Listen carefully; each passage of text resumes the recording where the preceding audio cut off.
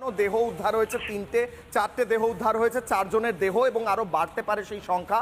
আমরা এর আগে দেখাচ্ছিলাম এগরা হোক, মহেশতলা হোক, 11, 7, 8 এরকম মৃত্যুর সংখ্যা ঘটেই চলেছে। আমি বারবার কেন প্রশ্ন করছি সুজিত বাবু, কারণ কালকে আবারও একটা হতে পারে। কেন রাজ্য সরকার, রাজ্য প্রশাসন এবং দমকল বিভাগও বটে এই সমস্ত কারখানাগুলো আটকাতে পারছে না? পুলিশের কাজ তো এটা, দমকলেরও কাজ তো এটা, এরকম কিছু যাতে না হয় সেটা আগে থেকে প্রিভেন্টিভ মেজার নেওয়া। বলুন সুজিত বাবু। না, এখন এইসব কথার উত্তর দেওয়ার সময় না। এখন কাজ হচ্ছে আমাদের উদ্ধার করা, আর সেই নিয়ে পরে আলোচনা করা যাবে। আর আমরা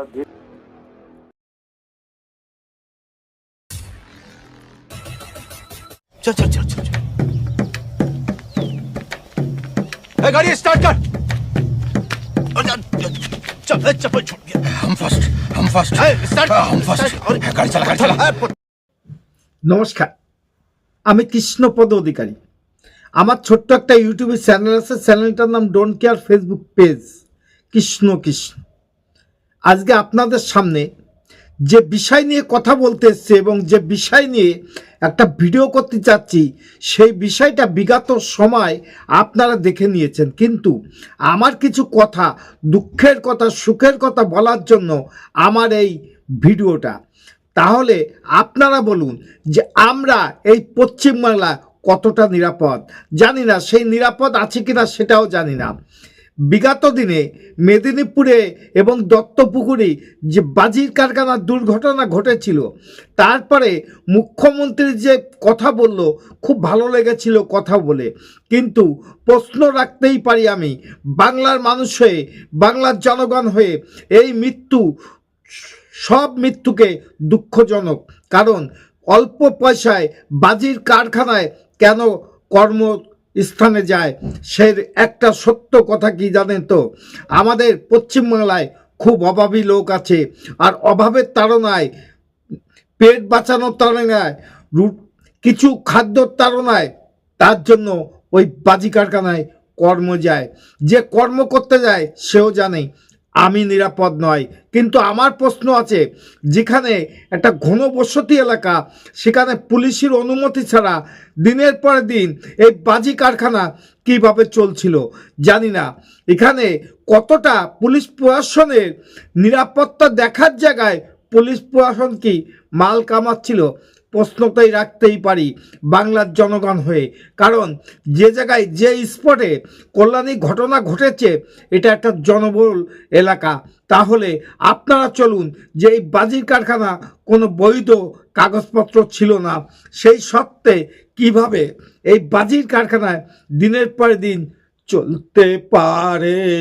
উত্তর তো আপনাদের কাছে আছে জানি, কারণ পুলিশ যদি সহযোগিতা না করে সম্ভব না। চলুন এটা বৈধ না অবৈধ দেখে আসি। আর এই ছটা মানুষ প্রাণ হারিয়ে আমাদের মধ্যে চলে গেল, এর বেদনা, কষ্ট, দুঃখ সবার শেয়ার হওয়া উচিত। কারণ আমরা জানি, আমরা সবার নিচে, সবার পিছে দরিদ্র মানুষ। তাই কর্ম নেই বিধায় যে কোনো বিপজ্জনক কর্মের মধ্যেই আমরা লিপ্ত হই। এটা আমাদের দোষ না, এটা আমাদের পেট বাঁচানোর তাগিদে। চলেন দেখে আসি এই বাজি কারখানায় কেমন নিরাপদ ছিল। চালানোর জন্য ছিল না, যে বাজি কারখানায় বিস্ফোরণ 4টি প্রাণ কেড়ে নিয়েছে, এই বাজি কারখানা সম্পূর্ণ বেআইনি। আর এখানেই সব থেকে বড় প্রশ্ন, পুলিশের নাকের ডগায়, প্রশাসনের নাকের ডগায় বাজি কারখানা চলছিল কিভাবে? সমীরণ পাল আমাদের প্রতিনিধি আরো বিস্তারিত তথ্য এই নিয়ে বলতে পারবেন। সমীরণ। রথতলার মতো জায়গা, জনবহুল জায়গা, যেটা কল্যাণী শহরের প্রবেশদ্বার, তোমাকে কিছুক্ষণ আগে বলছিলাম, একেবারে কল্যাণী এক্সপ্রেসওয়ে লাগোয়া জায়গা। ঠিক তার উল্টো দিকে কিছুটা দূরেই রানাঘাট পুলিশ জেলার পুলিশ সুপারের দপ্তর। গুরুত্বপূর্ণ জায়গায়, ঘন জনবসতিপূর্ণ জায়গায় কি করে এই বাজি কারখানা চলছিল, যেটা জানা যাচ্ছে প্রশাসনিক সূত্রে যে সম্পূর্ণ বেআইনি কারখানা। এবং এই যে কারখানা, সেখানে বাজি বিক্রি করার জন্য লাইসেন্স ছিল। আমি একবার তোমাকে থামাচ্ছি সমীরণ, সরাসরি এই নিয়ে কুণাল ঘোষ কিছু বলছেন, দেখবো। কদিন আগে বিজেপি শাসিত রাজ্যে দেখেছেন কতজন মারা গেছে, কতটা এলাকা জুড়ে এই বাজির বিস্ফোরণটা হয়েছে, চেন অফ বিস্ফোরণ হয়েছে পরপর, কতজন মারা গেছে। মৃত্যু কোনো জাস্টিফাই করার নয়, কিন্তু দুর্ঘটনা যদি ঘটে যায় সেটা পুলিশ প্রশাসন দেখছে। আপনি ঠিক বলেছেন, পুলিশ প্রশাসন দেখছে, কিন্তু আমার একটা প্রশ্ন আপনার কাছে আছে, তাহলে এতদিন পুলিশ প্রশাসন কি দেখেও না দেখার ভান করছিল কিনা জানি না। আপনি বলছেন যে বিজেপি শাসিত রাজ্যে কত লোক মরেছে কত এলাকায়, কিন্তু আমরা প্রশ্ন করতে পারি, আমরা কোনো বিজেপি শাসিত রাজ্যে বসবাস করি না, সেখানে হয়েছে বলে এই বাংলায় হবে এটা আপনি কি করে বলতে পারলেন জানি না। কিন্তু আপনার বলা বক্তব্যের মধ্যেই পরিষ্কার বোঝা গেল যে এটা আপনাদের সাপোর্ট আছে, তা না হলে এই জনবহুল এলাকা কি করে এই বাজির কারখানা চলতো এবং চলতে পারত, তার প্রশ্ন কি আপনার কাছে আছে? উত্তর আপনার কাছে কি আছে? নেই। প্রশ্ন নেই, উত্তরও নেই, কারণ চলতো কি করে এটাও আপনি বলতে পারবেন না, আর চলছে কি করে এটাও বলতে পারবেন না।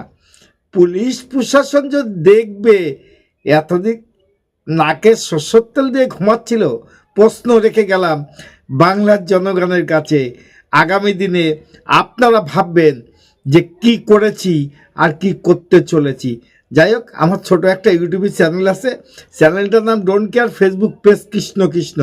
যদি ভিডিওটা ভালো লাগে লাইক শেয়ার কমেন্ট করবেন। আর এই বাংলায় নতুন কোনো অঘটন মৃত্যু যেন আমাদের নাই দেখতে হয়। নমস্কার, টাটা। Madam, when sorry.